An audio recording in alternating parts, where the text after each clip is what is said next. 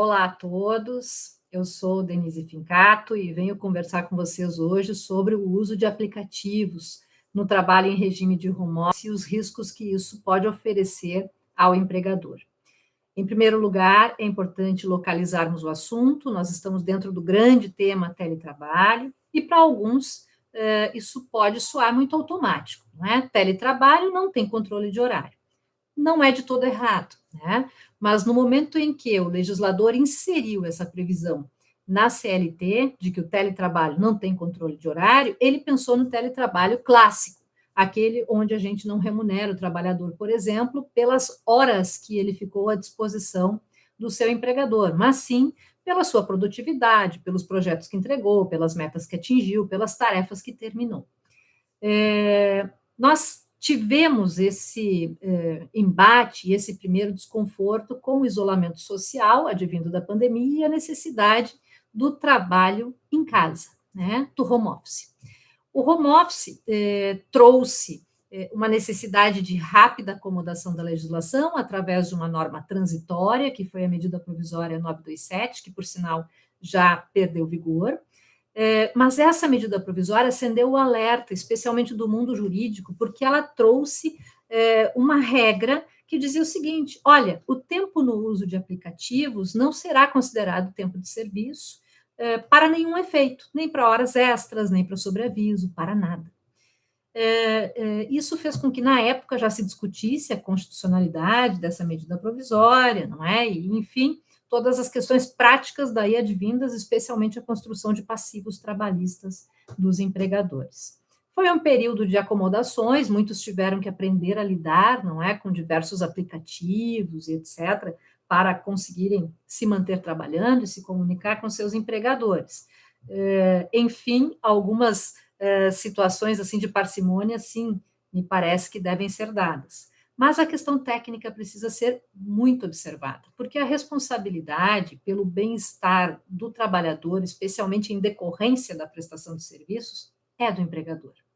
E nesse sentido, então, no momento em que a gente permite uma ideia assim de trabalho, inclusive para além do minimamente contratado, daquilo que constou no contrato de trabalho, sem que isso, já pela norma, caracterize qualquer tipo de situação de trabalho remunerável, nós temos uma circunstância arriscada, né? Então, é preciso que o RH, diante do uso dessa modalidade de trabalho, home office, né, que o RH esteja bem ciente de todos os usos de aplicativos que são feitos. Eu costumo chamar a atenção para os grupos de WhatsApp, né, e outras ferramentas que acabaram sendo utilizadas e descobertas, não é, nesse período de pandemia, porque ali nós podemos ter um prolongamento das jornadas de trabalho que vai logo adiante se transformar num passivo trabalhista.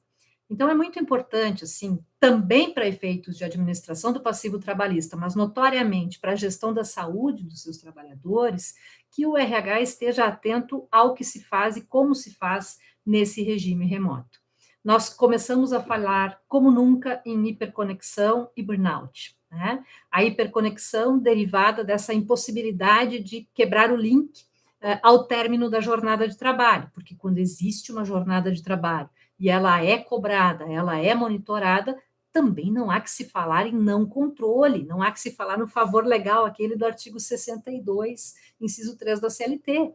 Né? Se eu estou controlando, ora, pois, eu vou pagar tudo que extrapole aquilo que eu estabeleci como base, como ordinário, né, na prestação de serviços. Então, a hiperconexão, o estar conectado muitas horas ao dia, talvez o dia todo, finais de semana, feriados, etc., né, começou a gerar uma série de expectativas, né, de perspectivas. A primeira perspectiva é essa, financeira, né?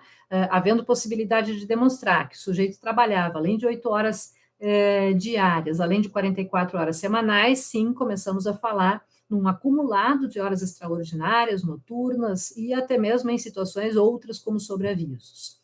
Mas, para além disso, existe uma outra construção de passivo importante, né? O adoecimento do seu capital humano é algo a ser pensado em termos de RH e de serviço especializado de saúde ocupacional, especialmente porque, conversando com o jurídico, vocês vão perceber que nós vamos ter, decorrente desse excesso de atividade, adoecimento psicoemocional dos nossos trabalhadores, e estabelecendo-se aí um nexo causal da adição ao trabalho, do burnout, do isolamento social que leva a comportamentos ou a diagnósticos de depressão e etc., nós teremos sim, como decorrência, numa demanda trabalhista, danos morais e danos materiais a pagar a este trabalhador.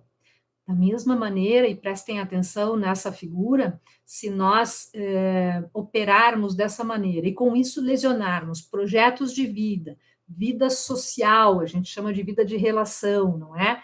E até mesmo as questões existenciais do nosso trabalhador, nós começamos a configurar, havendo nexo e havendo prova do dano efetivo, a indenização por dano existencial, que não se confunde com a questão das horas extras, não é?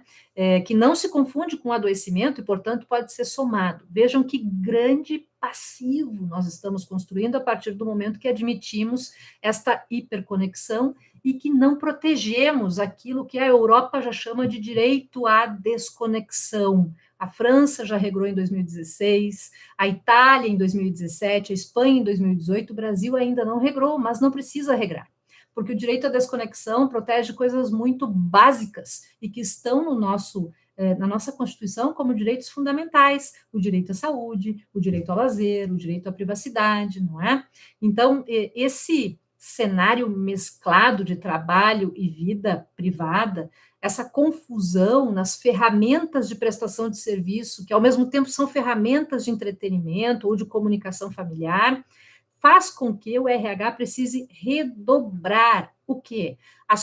O seu treinamento dos próprios trabalhadores remotos e dos seus supervisores, para evitar justamente esse excesso, não é?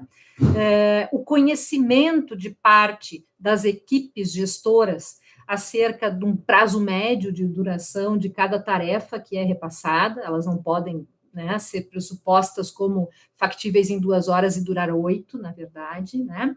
E é preciso observar muito a questão dos limites de jornada. 8 horas diárias, 44 semanais, sábados, domingos, feriados, precisam efetivamente virar um valor para aquele grupo empresarial.